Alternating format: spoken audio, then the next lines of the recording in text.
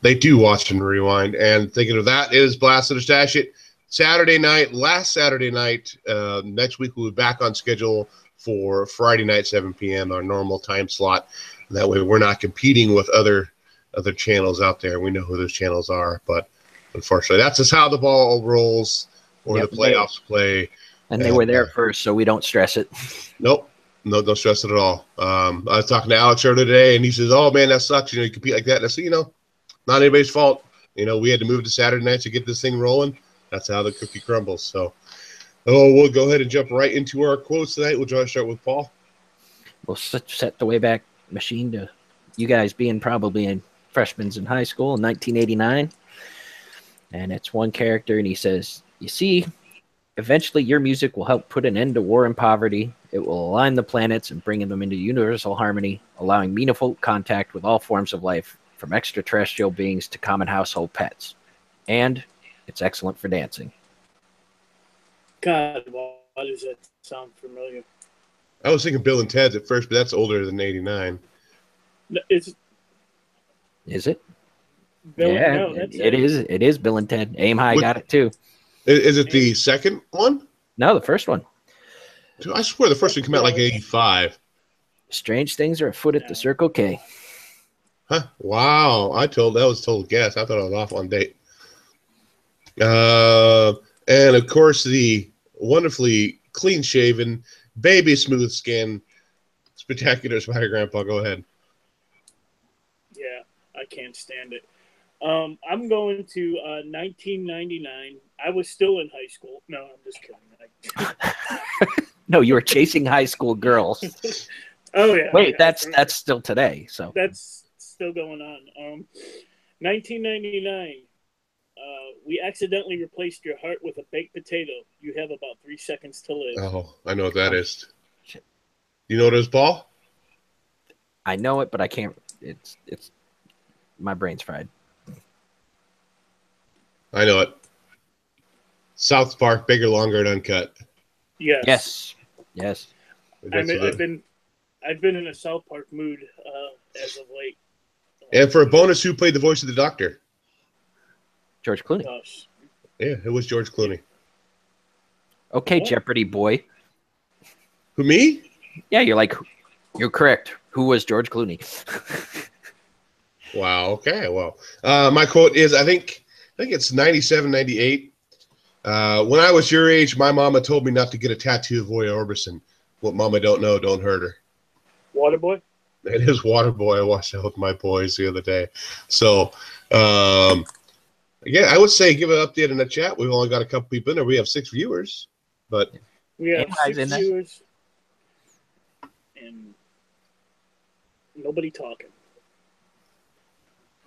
Nobody chatting yet. Amy's talking because he's not doing his trivia. He's not doing his trivia?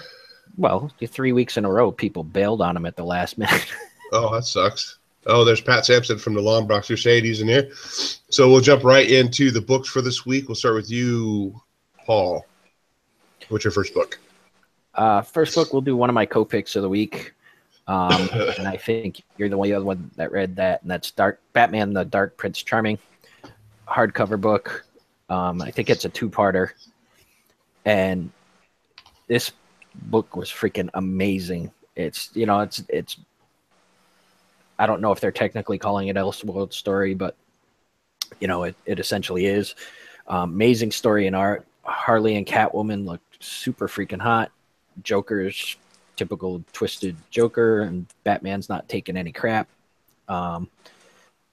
Loved every bit of it. I mean, when Batman finds out a certain person's been kidnapped, he loses his freaking mind and just starts fucking everybody up. I loved it.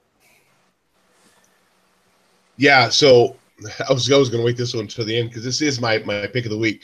Some people got turned off because it was a $12.99 cover price on this bad boy. I mean, but it is a hardbound book. It is a 2 parts, like you said, Paul. It's his part 1. But 60 pages, no freaking Snickers ads in there throughout, nothing. I mean, if you look at the regular Batman title book, it's 20 pages littered with ads. No ads at all in here. This is done by it says Enrique Enrico Marini. Yeah, he's an Italian artist. Yep, this is his first attempt at an American story. To pick of the week by far. Like I said, if you look at it, so 60 pages, you're looking at paying about the same price as 3 books. But there's some of the art right there. I want to see the panties. You want to see the panties? Show him the Catwoman one. Okay, I'll show him the Catwoman one. It shows Bruce bare chested too. Hey, whatever gets you off. Hey, I didn't say that it was floating my boat. Oh, watch it, Mikey. As long as it's naked. I gotta find it. But the art in here is great. It's consistent throughout too. Joker is like you said, insane as ever. He gets pissed at his whole crew because of a whim, and he just starts blowing them all away. There you go. There's your Catwoman in lingerie. Oh, nice. So, I say good consistent art throughout the whole story. Are those her nipples, or part of the bra? So we don't get banned. We're gonna say they're pasties. Yeah, pasties. Oh, okay. We don't need a Nipplegate 2017 on this show. And I passed on this fucking book. I would flag this one anyway. I think all of ours are anyway, with mine in my mouth. Definitely. But my pick of the week right here. Like I said, people gawk at the $13 cover price for that thing, but essentially you're getting 3 books in there too. So I mean, if you spread it out over 3 books, you're paying that price, but you're getting a hardbound cover. So I would have paid $25 for this. It was amazing. Yeah, it was good. It was good. Definitely good. And Mike, what's your first book? God damn, I should have picked that up. You should have. I should have picked it up. Let's do my pick of the week, since I didn't read that. Everyone's doing their pick of the week right at the beginning, if I can find it. I got a co-pick, so I'm doing my other one last. Oh, okay. Well, my pick of the week is actually Batman the Devastator. So, this book opens with a great Lobo versus the Devastator. If you don't know what Devastator is, he's like half Superman, or half Batman, half Doomsday. I call him Batstay. Batstay? Batstay, yeah. Great splash page of Lobo versus Devastator right there. Right after the little fight, actually, Devastator throws Lobo into the sun, which is fucking awesome. Then it goes to a scene in our world where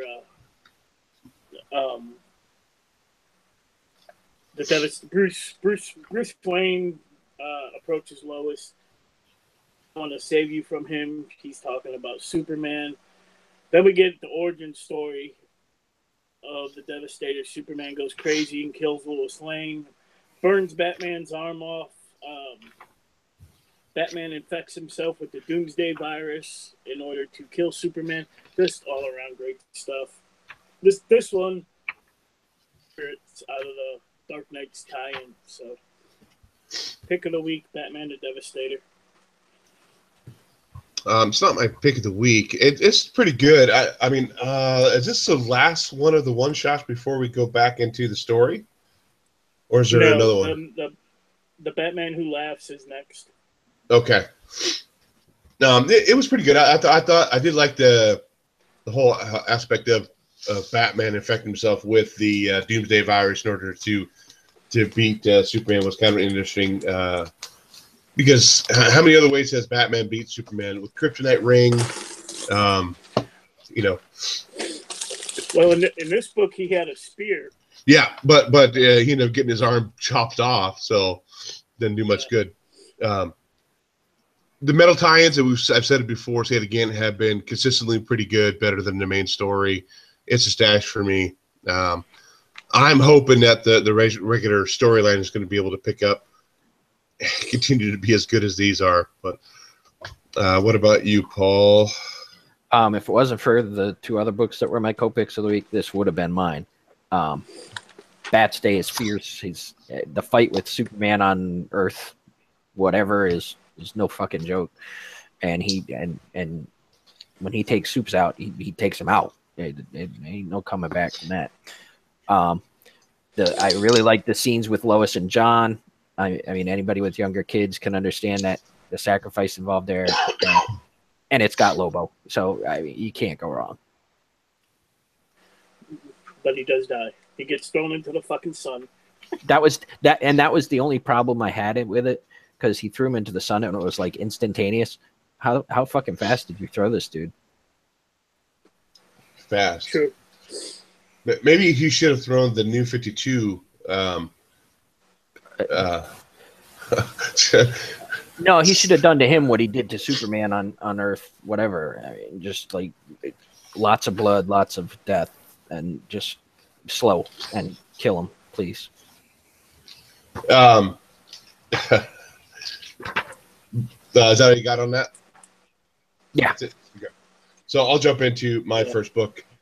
And Walking Dead 173, we find out at the end of the last one that the Beta ends up running to Jesus and his boyfriend on the trail after they leave, I think, Hilltop. Anticlimactic. So here's Beta, this big badass that's been a big part of the Whispered War. And I'll go and spoil it here. He gets taken out fairly easy by Jesus. Now, dude, that was very anticlimactic. So this huge bad guy be taken out within like the first 5 or 6 pages of the book. And then it goes on to the other story about the other group of people going back into the city to meet the people they've been talking on the radio. And it ends with them getting surrounded, telling them to drop their guns. And that's where it's leaving off for the next one here. Walking Dead, I've said numerous times, it's been a good book for me. I enjoy it a lot. I continue to pick it up. It's a stash. And what about you, Paul? What's your next book? Well, since you brought up anticlimactic, let's go to Elsewhere #4. I still really, really dig this series, but I think they whiffed with this issue. It's the end of the first story arc, and everything just felt super rushed. I mean, you had 3 issues of building up the big bad as this total complete badass, and he's keeping this whole world enslaved, and then in the space of 3 panels you have a huge reveal and then he's dead. And I was like, seriously, that's fucking it. It felt very anticlimactic, but I'm gonna keep reading it because I think it's a really well written story. I think they just missed on this one. I think it was better than the last issue by far. But I didn't really think about that. The big reveal they had, and all of a sudden he's dead 2 pages later. That went right over my head. I will probably give it until issue 5 to see where it's going. And they said they're going home now, so I'll see where that one goes. If doesn't grab anymore, I'll probably drop it after 5. But definitely improvement over the last issue, though. I think the next story arc has to do with the DB part of it. Oh, that's right, because he finds the gold and he ends up separating off from the people. His greed's grabbing a hold of him again, I guess. Yeah, I think that's going to be where the next arc goes. But it feels like a miniseries to me. It seems like they couldn't really go too much further with it. But like I said, if maybe they're able to spin off into other people like that, might not be too bad. Yeah. Well, and I mean, that's why I think the first 2 were so amazing, is because you had these new mysteries getting tied into the storyline. And I think if they keep mining that well, they can keep this going. But I mean, if you start getting static with your characters and everything, it's just going to. Yeah. And Mike, what about your next book? Let's do Power Pack number 63. Right there. First off, if this was an ongoing, I would have blasted this book.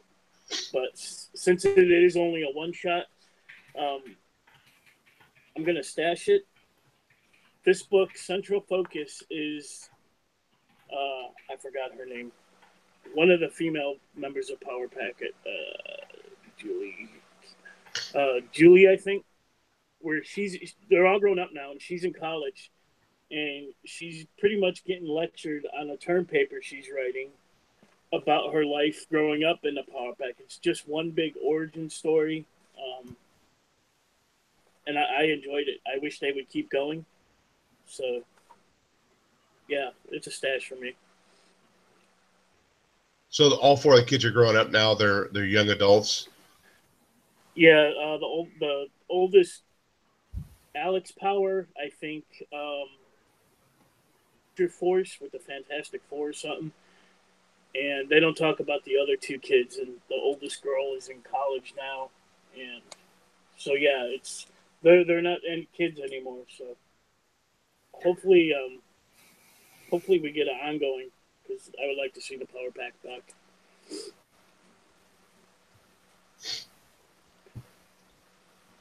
Power Pack back. I guess we'll go on to me. I don't know if I should do one that I just read again. I think I'll just do that. Sorry. Gravediggers Union by Image Comics. I was really thinking. Is that a one per retailer variant? It is. Go ahead. It is. Smart ass. So here, just make you happy. I was really thinking it was going to have like a Goon kind of vibe to it, a Eric Powell kind of thing to it. The art in here, I'm not digging the art very much at all. The whole story is about these people who work in this graveyard, and like their whole job is to beat back spirits and vampires and monsters that come up. I'm assuming just in the cemetery, but they're becoming more and more frequent, and they can't keep up. They're getting older. You know, they're trying to train these new people, but they're afraid they're going to get everybody hurt because they're just not doing their job right. And they're just too old and tired. They can't do it. They try talking to their union boss that they need to talk to this witch to try to help them contain these anymore. And he's like, nope, no way, can't do it. Not going to do it. So they end up deciding to go behind their union, the boss. They're going to get the witch anyhow. But the art, it was kind of hard for me to read through this, just because the art was, I didn't care for the art very much. And the story didn't grab me as well as I was hoping it would. But it's a blast for me, unfortunately. And that's my opinion on Gravediggers #1. So, but yes, I did get the one per retailer variant as well. So I spent $8 on it, even though I'm blasting it. So, going on to you, Paul. Again, I'm going to follow you up with a crappy ass book, and this will be the start of a new catchphrase, especially since I didn't read any Marvel this week. But fuck DC. Dead Man, turd of the fucking week. I was so looking forward to this. I'm like, Neil Adams on Dead Man. This is going to be freaking awesome. And it's a muddled up piece of crap. Stick to doing art, Neil. The story made zero fucking sense. And I think the art suffered because you were burning all your brain cells trying to write this crap. It was horrible. There was nothing about this book that was any good except maybe the cover. Did you get the glow in the dark cover? No. I did, yes. Yeah, I did too. Got anything else on that, or I'll hand it off to Mike there? No, you don't want me to keep going on that. Big shout out to Cat Run Figures, who popped in here, and she said, well, at least it can glow in the dark. Yeah, I may pick it up just for the glow in the dark cover, because the rest of it was a fucking mess. We'll go on to you, Mike. What do you think of... This is my worst pick of the week, too. I absolutely love the Dead Man character, but like Paul said, I had no fucking clue what was going on in this book. Fuck DC. Yeah, I mean, worst pick of the week.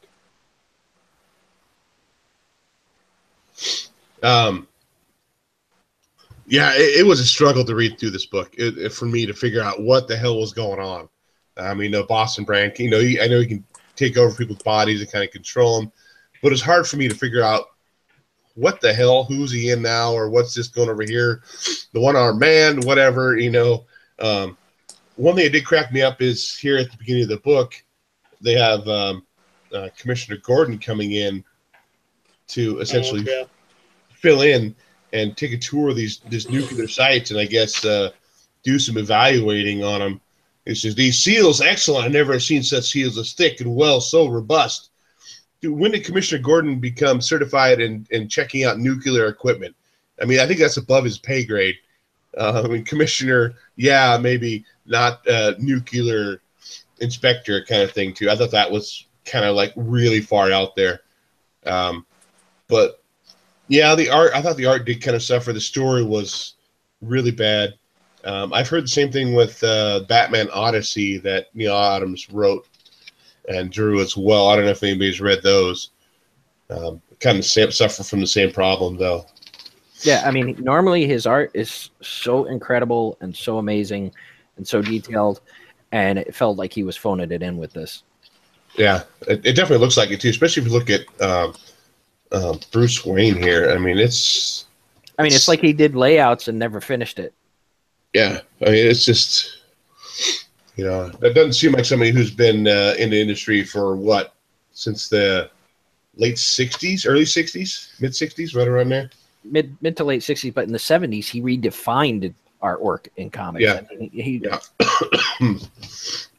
But it's a blasphemy in my turd of the week as well. So, but it's a glow in the dark turd, right? So they can put it in your bathroom, turn the light out, and maybe that nuclear seal wasn't as good as we thought. Maybe not. Maybe not.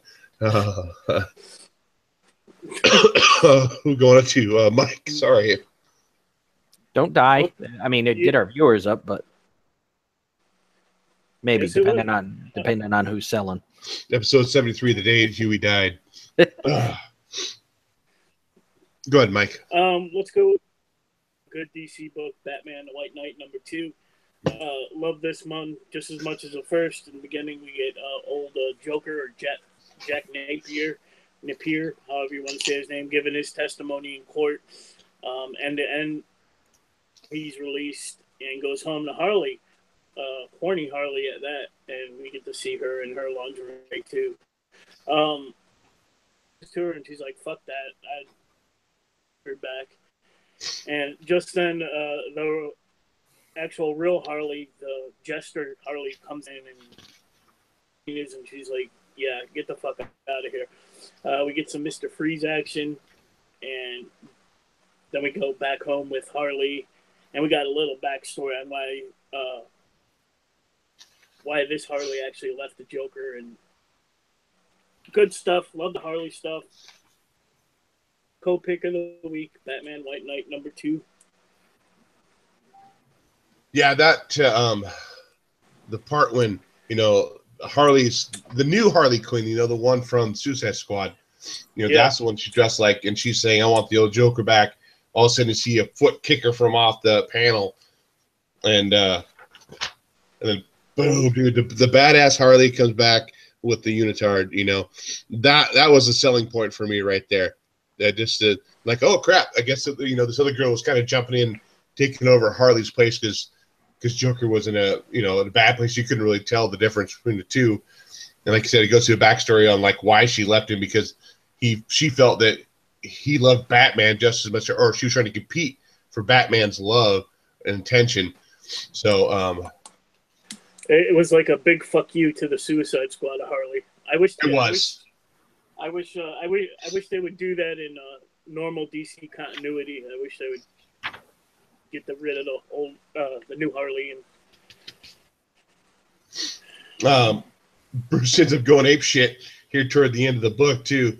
And the guy's telling he's the guy saying let me back up. Bruce says, "You're profiting from the Batman's war on crime," and he says, "Everyone here is doing it, Bruce. Crime is the best bet in Gotham." And Bruce just freaking lays him out at this party. Yeah. So he's kind of losing his shit here, and it reveals that the Joker may not be on the up and up with everything that towards the end there.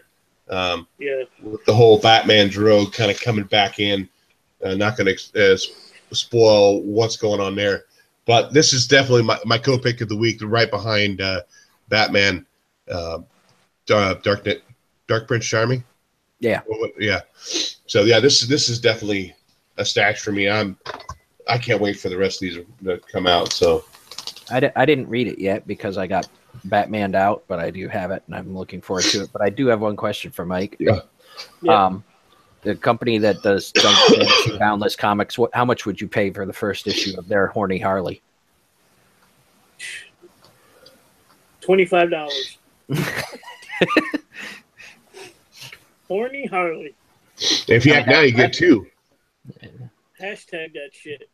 That's a ready-made title, man. What are we on now? I think you're up. I'm up, yeah.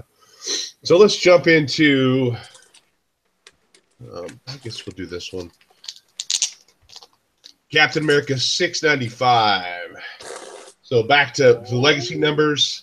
I was really looking forward to this because this was supposed to kind of go back to the Captain America that we all know, we all love, the patriotic Captain America that stands up for the little guy. And that's all this basically is. A little backstory on what happened to him. Shows him saving some kids in this building, kicking these dudes' asses. And then he ends up, is it 10 years later, I think? Yes. He ends up coming back to that town, and they realize that it says Boughton County welcomes you to Captain America, Nebraska. You know, because Captain America saved all those people in this town. Every year they have this harvest festival or celebration that celebrates Captain America, and Steve Rogers is there kind of like undercover. He doesn't want people to know he's there.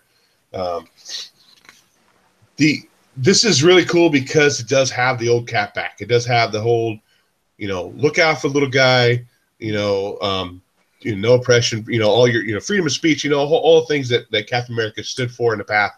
The only problem I see with that is that, we have gone so far left with Captain America. That pendulum has swung so far right now with it. It's almost too much. It feels like it's trying to cram it in there just a little too much. I mean, I enjoyed it. I enjoyed the old Cap back, but it felt a little forced. That was my only issue with it. The art was pretty good, but the Cap does come back because they realize, the people, the dudes are coming back to try to take over the town again. I don't know what the issues with that town and why they want Nebraska. Maybe they like corn. I don't know. But Mike, Horny Harley and corn. That sounds like an episode in itself. Corn on the cob. Corn on the cob. You read that one too, Mike, Captain America. I read. What do you think of it? I actually liked it. I thought the art fit. It was kind of a throwback style art. I don't know if you showed any of it, but right there. One of the books I used to pick up back in the day was Captain America. Back, to the original numbering. And yeah, this was a stash for me. I kind of agree with you when it felt like they crammed everything in, made him too goody-goody. But we'll see. I'm gonna keep picking the Captain America up, I think. So stash it. I'm glad it didn't go back to, because the other legacy numbers had gone back, even though like Iron Man, it was still Ironheart with what's her face, and I was afraid that they were going to do it with this. It wasn't going to be Captain America. It was going to be Sam Wilson or Well, Sam Wilson is the Falcon again now. He has his own thing going on. So. Well. He has his own shit. What's your next book, Paul, after that one? Let's do Crosswind number 5. I won't go too much detail because I know you haven't read it yet. But let's just say we're finally getting some background on how this happened, and the characters are going to be finally meeting up, and it sounds like it's going to be a hell of a reunion, and I'll leave it at that. Definite, just blast. I cannot blast or stash this book enough. It's an amazing fucking book. You read it, Mikey, right? Yeah, absolutely loved it. I mean, I've been loving it since issue 1. I really like the scene where her son goes into school, and that was great. And he's getting bullied, and he's like, "Fuck this! $40 to anyone who beats these guys up and hits on the chick, and just great stuff." What was it? He said $10 more if he cries. Yeah, 10 bucks more if he cries. Yep, great stuff. And like you said, Paul, we're finally getting, the reason why this happened and a little backstory on that. So, stash it. Stashing. I haven't, I said, read that one yet, but I look forward to reading it. It's been consistently good. Now we'll see if Sci-Fi can actually do a good show with it, if it's going to be on Sci-Fi Channel. So we talked about that, I think, last week or the week before, I think, that there was going to be get picked up for a TV show. So I guess, do you want go ahead and do one of your other books, Mike? One of my other books. That's a beautiful patriotica back there, by the way. He's got to get to that. Jesus. I'm sorry. I was just trying to throw a little shout out there to Ron Z. That is a beautiful to Ron Z. Yeah, this is the same cover, but this is the good copy right here. That's the damaged one. But anyway, I read Black Lightning, Cold Dead Hands, #1. I didn't take notes on this, so I have to open it. This is actually pretty good. I didn't know much about Captain Lightning, Black Lightning. Great street level hero. I'm interested in this book right here. This Damage, kind of like the Hulk. There's like a gazillion ads for it in every Image book. Yeah. But at the end, he actually gets framed for murdering some villains, and I enjoyed it. Stash it. I could keep going. You can probably do a couple quick ones if you wanted to. Yeah, Black Lightning, Cold Dead Hands. Yeah, stash that one. I read Astonishing X-Men. I am so over this fucking story in this. We learned what Professor Xavier has been up to since he died. And like I said, I'm so over the story. Rotting. That's a blast. One more. Spider-Man 234. We're getting Sinister Six Reborn. This was a blast also. And let's see, what else do I got? That's it. That is all. Breckenridge. That is all, sir. Okay. I'll jump on to my next book, Batman 34. So continuation of what they call it here. Rules of Engagement. This is part 2, I think, where Batman and Catwoman are fighting the people in the cave.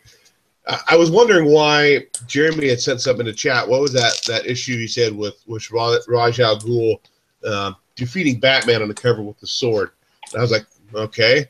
And then though I read through this book, I figured, okay, he must have read this book and made that connection to that cover, because it's very reminiscent of that. Because they talk about, so Catwoman and Batman are just getting their, not necessarily getting their ass kicked, but they're pretty worn down, beat up pretty good. But they find out they're not trying to get killed; they're just getting beat down so bad that Talia can essentially dispatch them fairly easy. The artist, I think I said in the last time, has changed, so it's no longer Finch, which is kind of a bummer. Yes, we did talk about the Dark Prince Charming book. That was actually the first book that Paul brought up tonight. My pick of the week. And my co-pick. The art's not horrible in this. And Catwoman looks pretty good, I think. Some of it can get kind of flaky, but for the most part, it's pretty consistent. Not as good as Finch, though. The story was good. So we're supposed to find out now. So we have, what is it, Dick, Grayson, and Damian are hanging out in front of the cave because Superman told them they couldn't go in. But overall, decent book. So, will you say something? What? Because Talia or whatever. Shout out to Area 51. He popped in here. He said, "Hey, all." Missed it. Loved it. Who else read Batman this week? I think it must have been you, Mike. Yeah, I did. I love the fact that they were not arguing the whole time they were fighting, but like they were acting like they were already married. They were bickering back and forth. That was just awesome to me. Yeah. And, when I picked this up, I didn't notice, but this is a Justice League cover. I didn't know they were doing that until I saw the Aquaman over there. And then I looked at Wonder Woman, looks just like Gal Gadot or whatever her name is. So, and Flash looks like not my Flash. Yeah, pretty much. So, but yeah, this is a great book. Great book. Someone was going to ask about it. Oh yeah, that's what too. You talk about the bickering back and forth. I think it brought a whole kind of depth to their relationship, not just this physical relationship that we've seen throughout the years. It brought a different level to the relationship. Yes, well, Grandpa himself is odd, so being beardless, this increases that oddness, I think. Look, I did it for the ween, okay? Not the ween. Whoa, you would do it for the ween, wouldn't you? Well, you did send me that one thing. I did. The one thing. He did it so that he could take his picture for the sex offender registry, so that he looks different from it. Yeah, that's he had to go. He had to go door to door and talk to all his neighbors. You know, hi, my name's Mike. It's funny you should mention that. Because this must have been like 5, 6, 7 years ago. I showed up at my mother-in-law's house and I had a full beard. She's like, you shave your beard off, you grow it back. I said, well, I got to keep the cops, guessing. I can't freaking, look the same all the time. So she didn't like that. But rest in peace. Beard or both my mother-in-law and my beard. Oh, okay. I've gone through bouts of depression when I shaved my beard off and go, oh, that was a bad mistake.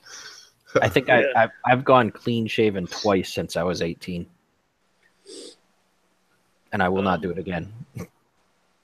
Yeah, I go to work and you need to grow your beard back. You need to, man. I'm 45. Grows. If I shave, I get carded. Well, lucky you. I can't go anywhere. I go wearing a beanie propeller hat, and I would still, no, you're good. Carrying a yo-yo, flicking a yo-yo around. Nope, you're good. You're 18. Go ahead, have him. Please show up to Dallas in a beanie propeller hat. Yeah, definitely. I might buy one just to wear for my condo. Say blasted a shash right here, right in the front. Get me laughing and all coughing up a storm. See, do you have any other Mark books? Shaved his off. Yes, I have my other co-pick of the week, and that is, drum roll please, everybody's about to be shocked, Jetsons. Co-pick of the week. When they came out with the new Flintstones, that was only okay for me, but this is freaking amazing. Nice update on all the characters. I'm really looking forward where they go with it. They establish a big threat for everybody that's very early on in the issue, and I think that's gonna be the main story arc for the first set. But I mean, it was just, the art was really good, the story was great, and they made one change, that Rosie, instead of just being a robot, she's George's mother who transferred her consciousness into a robot instead of dying. Thank you. Oh God. And but I mean, it leads to some interesting scenes with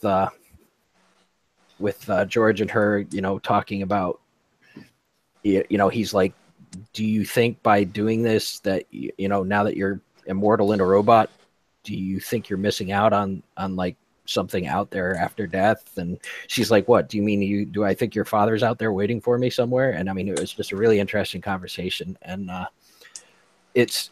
and I agree with Kat. Kat just said that, it makes me sad that it's a miniseries, because it was really good. I'm going to pick up every issue of this. I can tell already. I want to back up because my wife came in, so I didn't hear what you said. That what did change to make to Rosie? Instead of just being a robot, it's George's mother who, instead of dying, transferred her consciousness into a robot. Oh, okay. Do they still have their dog? Yep. What's her dog name? Dog's Elroy's the boy. Yep. Astro. Astro. Okay. Is Judy hot? Come on now. What do you think? She's going out to some party and she puts on some cocktail dress, and I was like, okay, that works. Damn it. How about Jane, his wife? She's looking pretty good too. How about George himself? He's not bad looking, svelte young man. Well, he's not looking like Homer Simpson. I mean, he's okay. we beat that down. Let's just move on now. Yeah, how many more books, Mike? I have one more that I want to talk about, and that's Superman number 34 with this great cover right here, breaking the kryptonite chains. In this one, we get the storyline. I don't know, but Superman and his Lois and Jonathan are all on Apocalypse, and where the fuck is it? Lois is actually with the female Furies. She's a prisoner of the female Furies with Granny Goodness and stuff. And she actually, this dredge worm right here pops out of nowhere, and she's fighting with the female Furies. She picks up, I think, a laser pistol right here, right there, and she's fighting with them. And Granny Goodness actually makes her a part of the Furies. She hands her a piece of armor. I don't know if you guys can see it right there. And she's like, I want you to join us. And oh my God, shave your beards. I don't know what that means. And Lois is actually eating part of that sandworm right there. This great art, great storyline. I can't say enough good things about Superman 34, man. Who's the artist?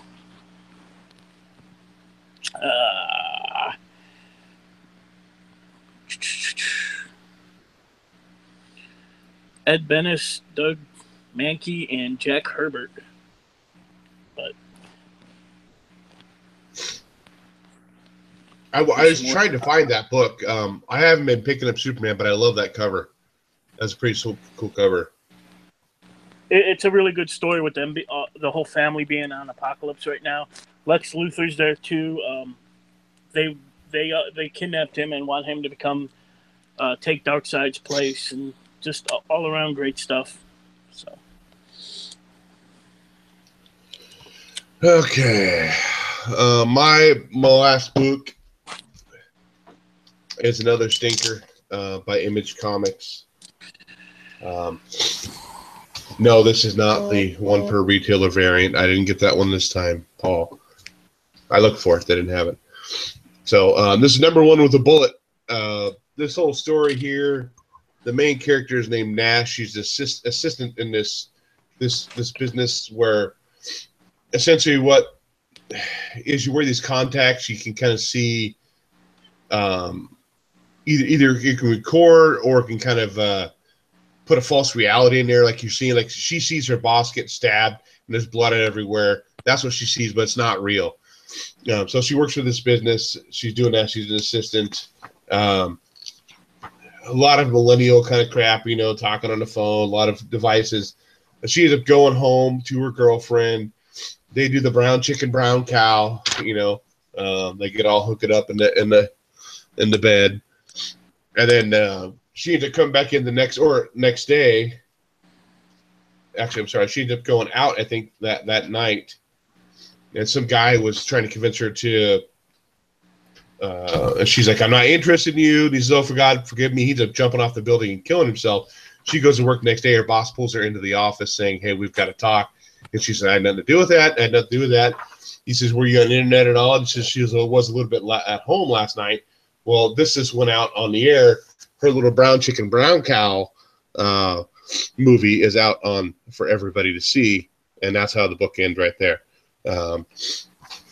Not my cup of tea, even though it has brown chicken, brown cow in there, but No. What?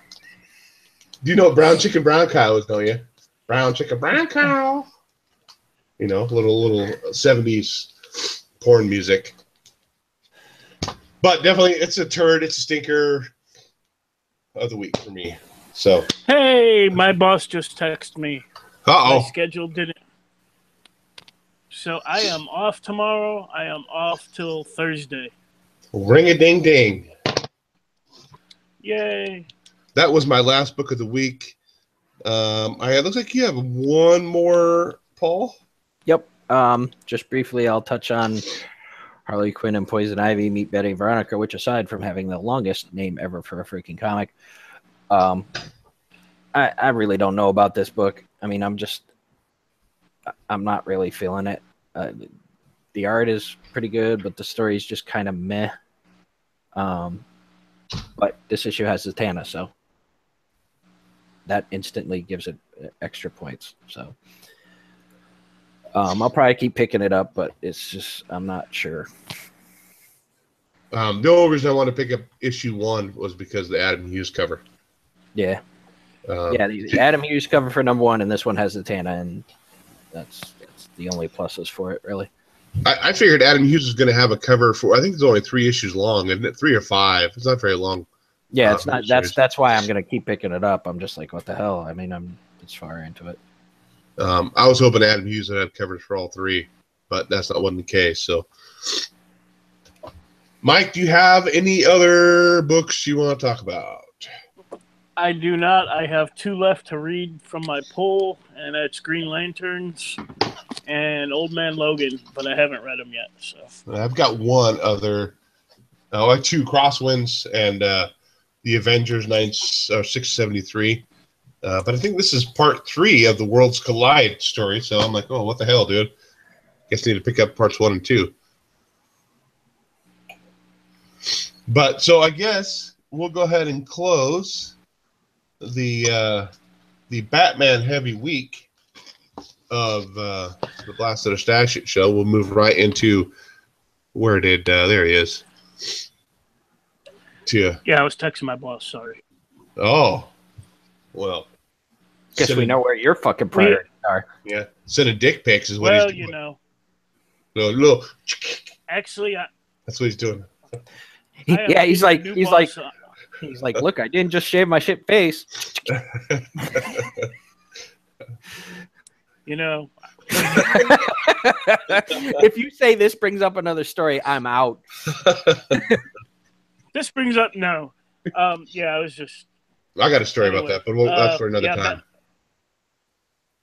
Okay, you could tell it in the off air because nobody wants to hear about. Except for you. Yeah, exactly. I mean, if you want to tell it, I mean, go right ahead. No.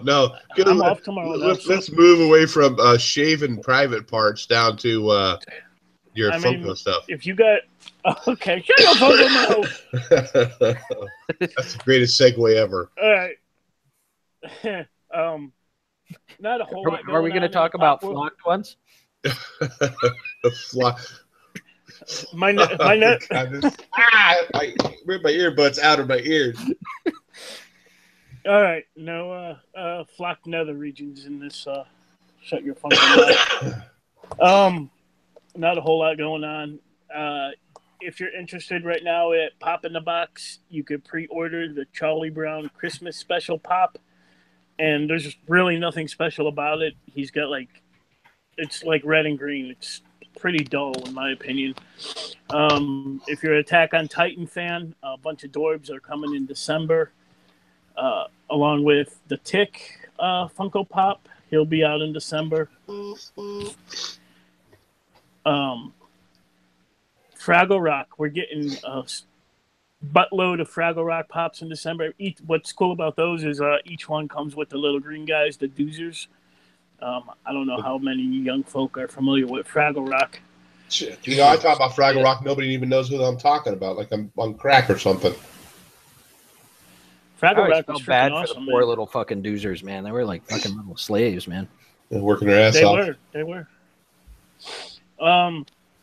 Emperor's New Groove pops will be coming in February. Cuphead pops in February as well. If you don't know what Cuphead is, it's a video game set with an art style like in 30s and 40s and 50s animation. So in February, DC Kingdom Come Superman Dorb will be released, and that's going to be a specialty series. And last thing I got, the comic book saga that I've never read. We're getting a shit ton of pops from that comic, actually. We're getting a Lion Cat, Alana with a gun, Marco with a sword, Prince Robot the Fourth, the Will, a Chase Will with blood, a Hot Topic Isabel, Diamond Comics exclusive Lion Cat. He's a bloody Lion Cat. And a Barnes & Noble Lion Cat who is pink. I have never read a Saga comic, so I don't know who any of those characters are. The Trash Heap. Down in Fraggle Rock. That's it. That's all I got for Shut Your Funkle Mouth. You guys pick any pops up? I did, but I want to go back to Fraggle Rock real quick. What were the name of the people that were trying to get the Fraggles? They're big doofus looking. Was it one named Junior or something? I vaguely recall him. Oh, now I gotta look it up. I don't even remember most of the Fraggles names. I remember Red. Oh, I should have listed them down, but they're all gonna have a Funko Pop. So yeah. Catran Figures asked, Spectacular, did you get the Halloween Comic Fest Emma Frost?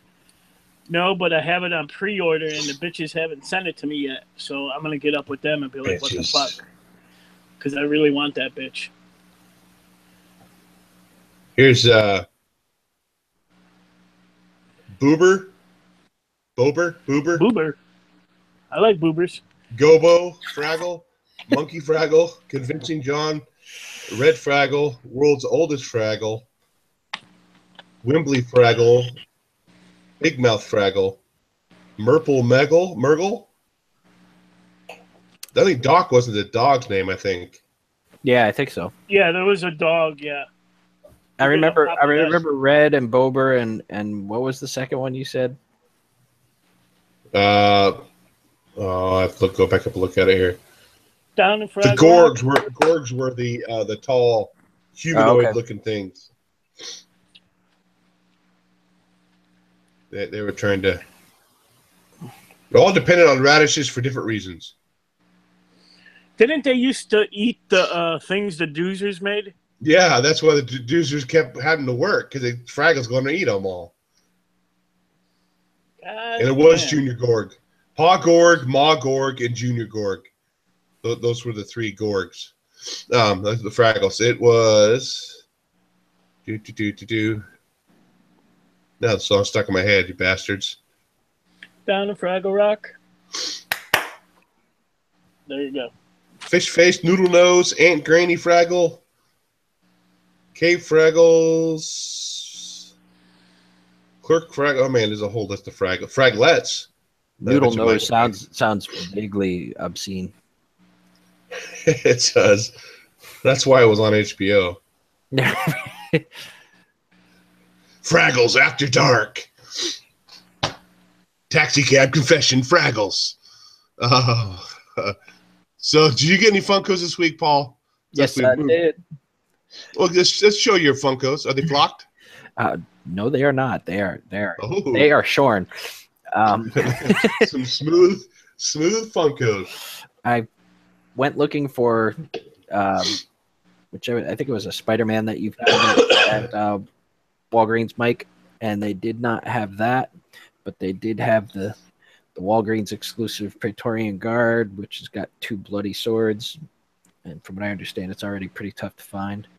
I saw one of those the other day. We'll pick it up, bitch. Well, it looked like one of those things you put onions underneath and you chop it on your counter. Yeah. And I'm then like, I'm not buying that. I got the Toys R Us exclusive Bruce Banner from the new Thor movie. And then the one that I'm most happy about is the fall convention exclusive Old Man of Logan. I need that one. It's awesome. I got to get the other ones too. You need an X-23 to go with it. Yep, I sure do, and I want to get the Psylocke one for that grouping of the X-Men. And they have the Mohawk Storm too. But those are the 3 I picked up this week. You didn't pick any up this week, Mike? No Funko Pops this week. Okay. I've only got one, and the only reason I have one right now is because my wife just came in from the store. She went to Walmart, had to go get some other stuff, and she brought. You don't have this one, right? And I said, no, I don't have that one. So I have. She goes, I got you a Funko so you can show off on the show tonight. So. Oh man. What? It's the Wonder Woman Justice League Walmart exclusive. Wonder Woman. So that's my Funko. What, she got the mother box? Yeah. I got a question for people who are Funko collectors. Now, I've noticed some of my Funkos, this corner here is really crisp and sharp, and then some of them are rounded. Now, if you're buying Funkos, do you look for a crisp corner, or does that bother you at all? Let me know, Mike or Paul or somebody else in the chat too. What do you think when you're looking for Funko Pops? I don't give a shit. I really don't give a shit. As long as some Funko Pops, if you press that plastic, it actually opens up because I guess the glue ran out or whatever.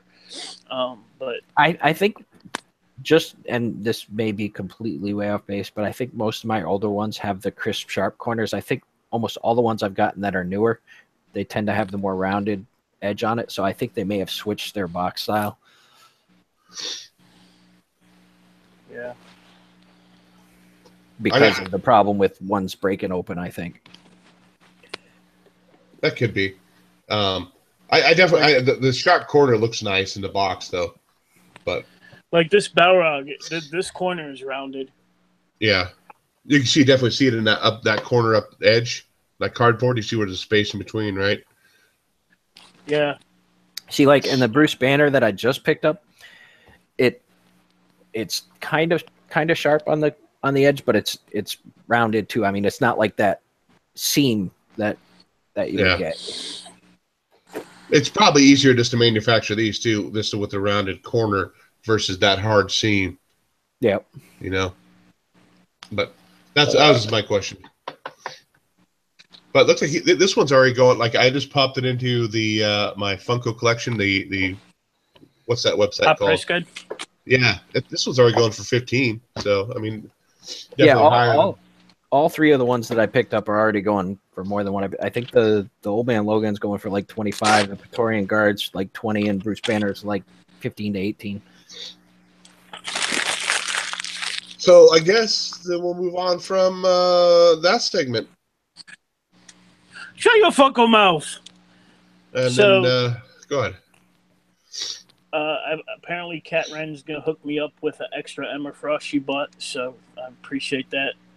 I will get my address to you as soon as the show ends.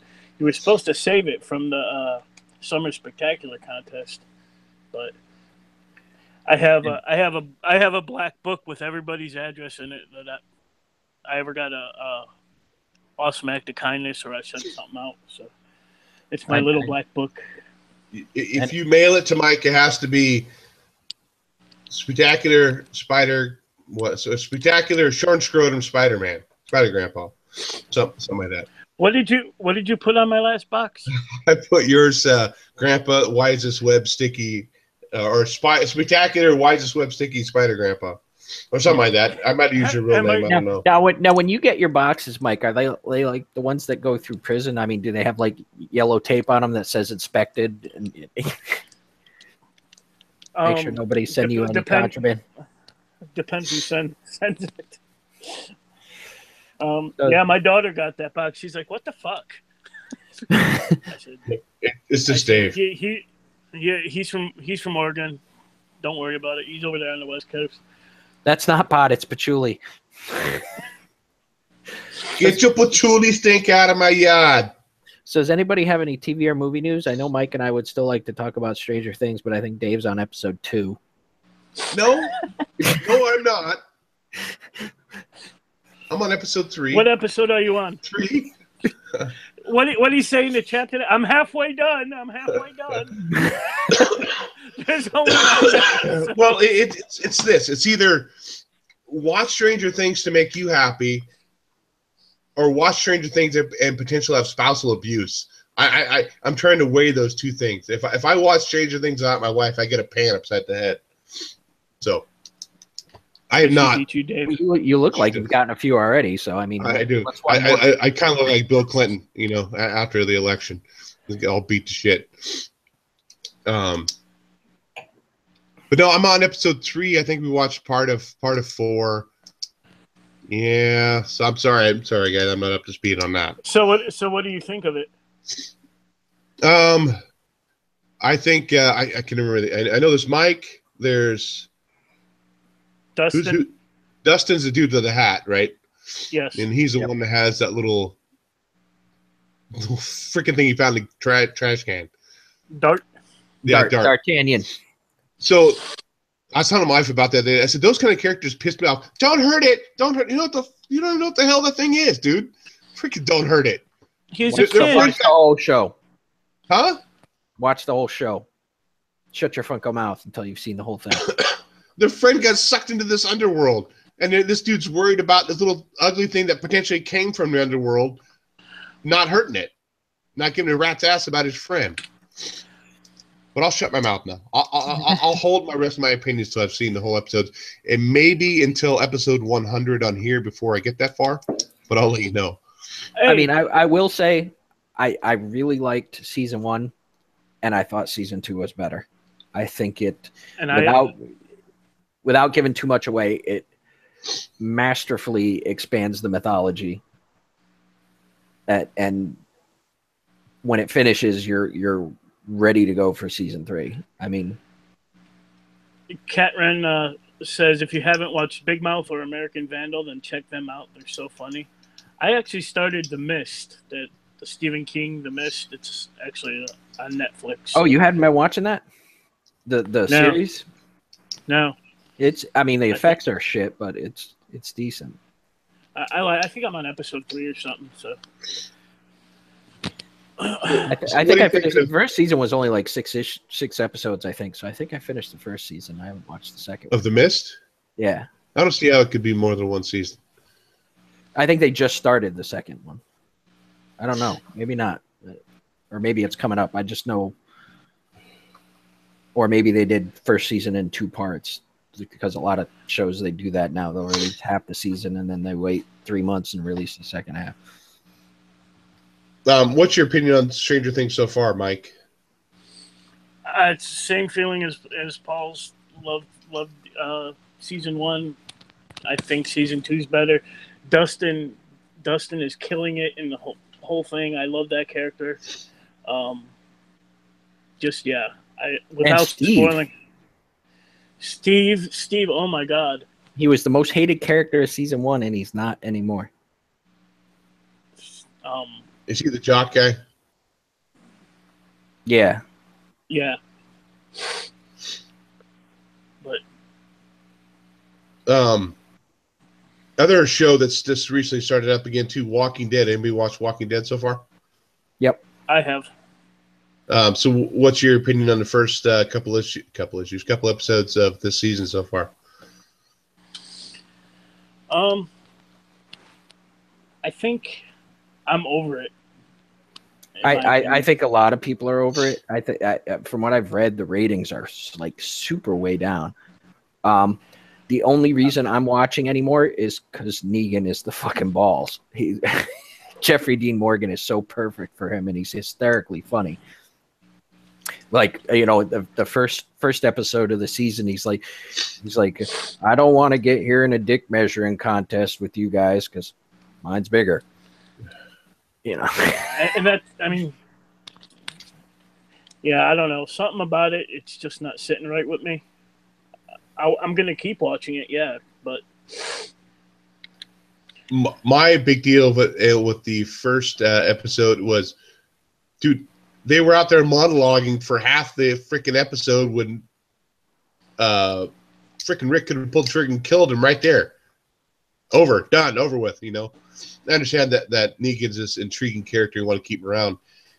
Too bad he cannot say everything he says in the books, though, because in the books he says something far worse than what's in the absolutely in the show. I do like watching because they're trying to follow the all-out story, all-out war story outline in the book. Usually, I'll watch like the episode, and then there's a YouTube channel called I think Cineflix. They do what's the difference between the episode and the comic and where they are right there and what difference. That's kind of interesting to see that too. Well, for one, Rick still has his fucking hand. Yeah. Daryl's there. Daryl's not even a person in the book. But yeah, as far as I know, in the book, Rick still isn't macking on Michonne. I don't. No, he's on. Well, Andrea. Yeah, Michonne's going to take it. Andrea's, and she just died, right?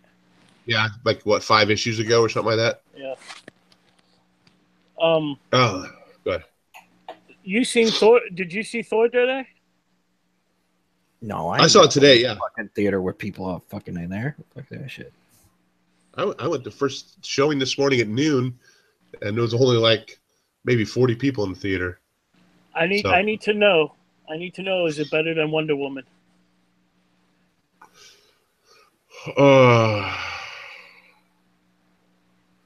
No. Really? Well, God, it's a totally different kind of movie. Like I was talking to my wife after the movie was Thor had too much humor in it for me. I mean, okay, humor's great. To me, it was too much. It made Thor look like a bumbling idiot, half the time. To me, like, reading some of the older Thor books, Thor wouldn't talk the way he talks in this book, in the movie. Some of it's funny, some of it's work, some of it I think is too much. There are some serious parts in there, I think, that worked out well, but there are some parts that's it's almost comedy nonstop through the whole thing. Like that, some parts of it work, some parts of it doesn't. I haven't even seen it yet, but I know that the moment when Kate Blanchett walks out as Hela with that fucking headgear, that instantly makes it better than any other comic movie except for Winter Soldier. It was good. I mean, I see what 4 of my kids went with us today. We all saw it, and they all loved it. They thought it was great. But like I said, comparing it to the Thor from the first movie, Thor's like, oh, me now, I mean, of course, he's still learning language and stuff like that. He's just far more abrupt, far more arrogant in the first movie, where he's kind of, I guess, worked his way out of it. And there's just a lot of stuff where it just seemed like it didn't fit with what the story was. Addressing that, I mean, I love the first Thor because it was very close to the comic books. Everybody else fucking hated it. Yeah. That's why they switched it. I mean, I thought the first Thor was fucking awesome. Yeah, I thought this captures the comic, and everybody's like, this fucking sucks. Well, probably because most people don't know the comic as well, so they just want to see an action comedy adventure book or movie that and that's just it. I mean, there's got to be to pull an anime phrase, there's got to be a certain level of fan service for us long-time comic people, but at the same time, they got to make an entertaining movie that's going to make money. Yeah. And I don't know if you can compare this with Wonder Woman. I mean, they're both gods and characters and stuff, but it still seems kind of like comparing apples and oranges. Yeah. Like some of those lines, like the Thor said in the movie, like he yelled, "Oh my God!" I mean, I don't still see Thor yelling that, and not a spoiler, but it's over getting his hair cut. Oh my God, no! It's like, dude, Thor wouldn't do that. He would say, "By Odin, get away from me." Yeah. And I think that's where the true comic book fans would appreciate that, but it necessarily wouldn't hit. But that ties into the audience. That ties in a whole thing that in the Marvel movie universe, they are not actual gods; they're aliens. I guess. Well, I don't know. With Thor, though, they're part of Odin and that whole mythology, though, and gods. Right, but in the Marvel movie universe, they're aliens. Okay. I mean, but see, like he wouldn't say that, but like having seen the trailer, the scene where he goes, "I work with him." Yeah, that was awesome. That was funny, especially since I think Hulk then just tent stakes him. You know. Yeah. I mean, there were funny scenes. Like, I think they could have left the whole Hulk thing out of the trailer. That would have been an awesome freaking reveal in the movie. That would have been like, oh my god, awesome! You know, versus giving that away in the trailer. Well, one, I don't think they ever thought they could keep that secret, and two, they never would have been able to keep that secret because the toys come out 2 months before the movie. Yeah. But how much did they touch on Planet Hulk? I mean, is it kind of like just a tangent to the story, or is it a significant part of the movie? The only characters really that bring in from the Planet Hulk story that four book arc is Meek, one of like the little bug things. He's in there. I think the Rock character, I forgot his name. He's in there as well. I think he's in the book. But the only time they talk about Sakaar. That's the name of the planet, I think. Yeah. Of course, they're on Sakaar for most of that movie there. But like they don't bring in the one that Hulk ends up marrying and.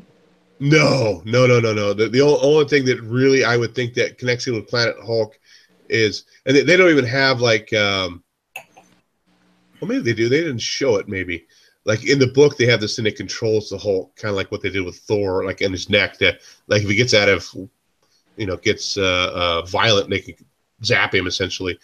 But scanners on his head, Yeah, but the only thing really the Planet Hulk was the Gladiator. There's a little bit of an uprising with the other characters, but that's pretty small by comparison, and it doesn't even touch on any of the other Planet Hulk, World War Hulk stuff at all. Now, I mean, there might be other people out there. I mean, I've only read that story arc one time, and if I read through it again, I might be able to make some other connections. But I don't think there's really much to it at all, other than the Gladiator portion of it. But overall, it was a good movie. I mean, I'll buy it. I don't think I have any of the Thor movies on Blu-ray yet. I'll probably buy all three. What are we looking at? 2 weeks before Punisher? 17th is the Punisher. Yeah, 2 weeks. Something like that. Yeah, exactly. 2 weeks because the 3rd. Same day as the Justice League, right? Yep. Well, sorry, Jeremy, but Punisher comes first. I'll probably watch Punisher. Well, I don't know. I got to finish up Stranger Things, so Punisher. You get to Punisher when I'm on fucking Medicare. Yeah, so probably Punisher. I'm looking at 2019. You might have watched an episode by the time we get to Fan Expo. Yeah. But I do kind of like that proud, comic book parent moment is that Justice League comes out right around my stepdaughter's birthday, and she's like, I want to go that for my birthday. I'm like, oh, okay, yeah, we can do that, so that was kind of you're like, twist my arm a little bit, twist it. Yeah. So we'll probably go see that around on her birthday, probably that weekend. Same kind of thing we did today. Just go early in the morning where it's cheaper and nobody's there. I only had one child go as a comic character for Thanksgiving or Halloween this year. Thanksgiving. Yeah, come on, food. I'm all about food, so that one is already on my brain. My 9-year-old informed me earlier, however, that next year, and he has never seen any of the movies, of course, because he's 9 years old. He goes, next year I'm going to be Jason Voorhees. And there was a lot of parental pride at that moment. Yeah, my older son, who's 17, was going to go as Jason this year, but he decided to get it and he dressed as John Constantine. So, which is kind of not a lot. I mean, most kids, he doesn't read a whole lot of comics either. He just knows the character, I think, from the TV show and And a little bit from the comics. I bought him some. Let's not get it twisted. He's 17. John Constantine. That's a pretty easy fucking costume. You throw a trench coat on and you're done. Yeah. Well, it is. It is. But the thing of it is that, you know, I asked him, anybody knew who you were? He said, no, nobody knew who I was. You know, so I bought him a pack of candy cigarettes to go in his pocket too, you know. I was getting ready to say, did he have a cigarette? No, I was in a store today. They actually had the candy cigarettes. I thought they stopped making those damn things. no. Yeah, I haven't seen them in years. Me either. And I was like, and it was a fucking Amish store. I'm like, what the hell, man? Yeah, I bought some about a year ago. There's this one store here that has it's a chain of stores around here, and they have a little center rack, and it has all this old school candy. It has the candy cigarettes with like 3 or 4 different packs, different covers.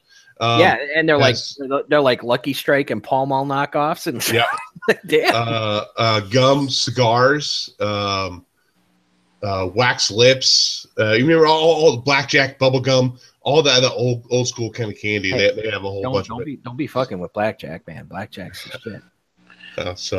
And you should always wax your lips. All right. That's just here we go. So thinking of that, any other thing we're watching or you want to talk about? The Gift. I stopped watching Inhumans because reasons, and Gifted is still good. Still enjoying The Gifted. What I'm trying to remember. What was that freaking show that there's like a whole season in already. Let me find it real quick on my TV. It's like a whole season in, and I hadn't watched any of it, and I'm really freaking digging it.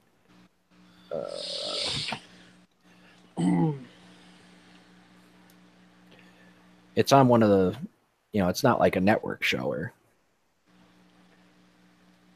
I'm about halfway through the first season. It is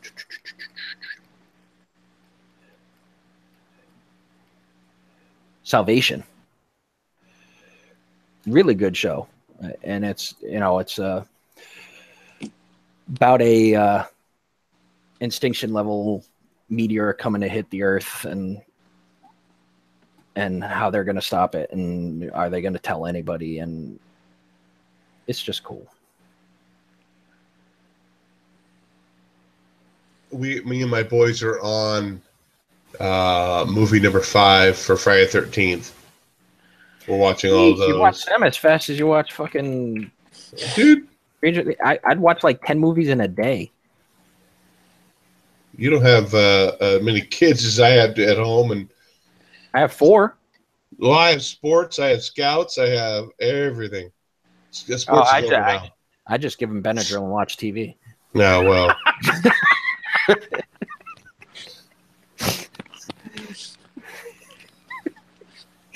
Moving on. Do you have any last minute shout outs there, Paul?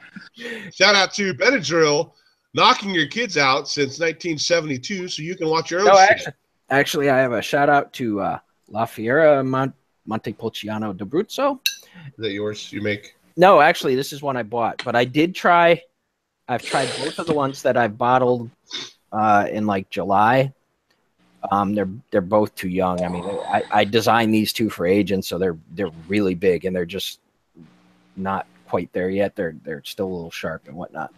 As far as shout outs, there's 3 I would like to mention that are under 100 subs. Mr. D, Cajun Comics, and one that I'm gonna pull an Alex and push Snups. There's a number of guys on there that have started YouTube channels. One of them is Diamond Dave Collections, and he does some really cool stuff. And I think he's only got like 20 subs already. So, how about you, Mike? I have no new subs. I just want to shout out everyone that's been in the chat. The few that were watching. Area 51. I love you, brother. Cat Ren. Who else? Pat Sampson. I think Aim High was in here as well. For about 2.3 seconds. And 2.3 seconds. He said Bill and Ted, and after we did our quotes, he was like, "Fuck this, I'm out of here." Yep, pretty much. I gotta go. Yeah, I gotta go watch the auction. But yeah, those few that have been hanging with us, thank y'all for coming out tonight. See, now I'm just wondering, did Kat run out of money? Because she's usually active on the auction. Maybe. I gotta go check that out. I usually do after we finish the show, but we'll do our off air for a little bit first. I think the New York Warriors, a couple of them were selling some stuff tonight. Yeah, I think it was pretty New York Warrior. I mean, Alex is selling today, I think, and of course, Big Bear will be there. I was talking to the guy who's doing my cover commission, and I'm like, yeah, I said, it's going to be a pretty light show tonight. Ain't nobody going to be there. I said, because another guy doing an auction, he says, well, he is now your worst enemy. I'm like, dude, he had the day first, and he used to be on our show.